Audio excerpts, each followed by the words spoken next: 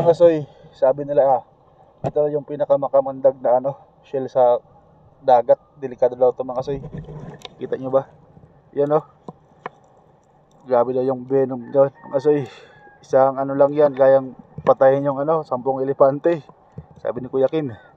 So napakadelikado nito mga soy, kaya huwag nyo itong hahawakan lalo na sa mga bata.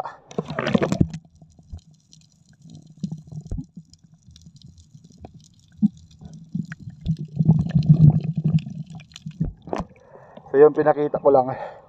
Dati kasi kinakain namin to, pero nung nabilitaan namin na grabe pala yung kamandag nito, hindi na.